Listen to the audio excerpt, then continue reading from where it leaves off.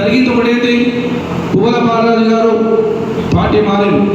ఇది మన గురించి మాట్లాడుతున్నాం, మీ గురించి మాట్లాడుతున్నాం. దాంతోపాటు నాకు అధిష్టానం పొద్దున ఫోన్ చేసి పువ్వుల బాలరాజు గారిని పార్టీని వీడకుండా ప్రయత్నం చేయమని నాకు అప్పచెప్తే నేను అతను ఏదో రకంగా పట్టుకొని ఒక దగ్గర పట్టుకొని గంటన్నర సేపు ఆయనను సంజాయించే పనిలో పడ్డా.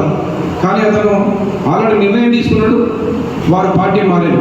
ఈలోపు ఏమైంది, సోషల్ మీడియాలో కాంగ్రెస్ పార్టీకి సంబంధించినటువంటి కొన్ని సోషల్ మీడియాలో మరుగుగా పోతున్నాడు, హర్షవర్ధన్ పోతున్నాడు, జైపాల్ యాదవ్, హర్షవర్ధన్ ఇక్కడే ఉన్నాడు, జైపాల్ యాదవ్ ఇక్కడే ఉన్నాడు.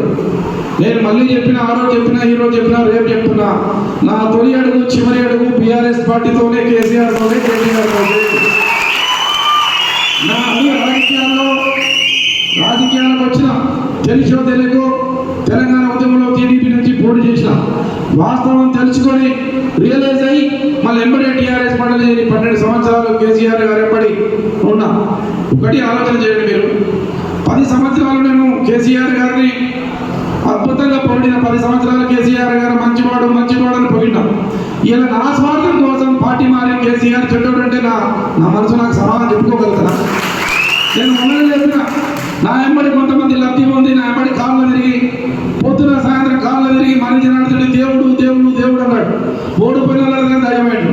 10 సంవత్సరాలు దేవుడై ఓడిపోయిన తెల్లార దయమవుతాడా? ఎందుకు దయమైండు మరి జనార్దన్ రెడ్డి అంటే వాళ్ళ స్వార్థం అయిపోయింది. కొత్త దగ్గర పోవాలని మనం ప్రయత్నం చేయాలి. కొంతమంది పార్టీని వీడే టైంలో ఏదో ఒకటి అప్రతిష్టపాలు కేసీఆర్ గారి మీద, పార్టీ మీద మోపాలని ఉద్దేశంతో పార్టీ వీడేటప్పుడు నాకు గౌరవం లేదని, నాకు న్యాయం జరగలేదని, నాకు ఇంకేదో రాలేదని వాళ్ళు పార్టీ ప్రెస్ మీట్లో పెడతారు. అది తప్పు. 10 సంవత్సరాలు ఇలా మేము ఎవరో తెలియదు, నేను ఎవరో తెలియదు. ఇలా ఉమ్మడి బాలపూర్ జిల్లాలో మర్రి జనార్దన్ రెడ్డి తెలిసిందంటే అది ఎవరు తెలిసింది? కేసీఆర్ వల్ల తెలిసింది తప్ప నా వల్ల తెలిసింది. మరి అంత గొప్ప వ్యక్తిని, అంత మంచి వ్యక్తిని వీడి నేను ఎందుకు పోవాల్సిన అవసరం నాకేమిటి చెప్పండి? ఇలా బీజేపీ ఉన్నది ఇక్కడ, వెతికితే కనపడదు బీజేపీ ఎక్కడుందో. మరి బీజేపీలకు ఏం చేసి ఇప్పుడు ఏముంది? నేను బాలరాజు గారు చెప్పిన, నేను నిర్ణయం తప్పు తీసుకుంటున్నాను. తప్పి అంటే బాలరాజు గారు నా కుటుంబ సంబంధాలు ఉన్నాయి, నేను తప్పు నిర్ణయం తీసుకుంటున్నాను. క్యాడర్ మీద ఆధారపడి ఉన్నారు, నీ ఎన్నికల్లో పనిచేసిండ్రు, ఇప్పుడుండి వాళ్ళకి గెలిపించడానికి నువ్వు ప్రయత్నం చేశాను. ఇవ్వాలంటే పోతే క్యాడర్ పరిస్థితి ఏంటి అని అడిగాను. క్యాడర్ పరిస్థితి ఏంటి? ఇలా నీ గెలుపు కోసం వాళ్ళు గేటు తీసుకొని ఉన్నారు.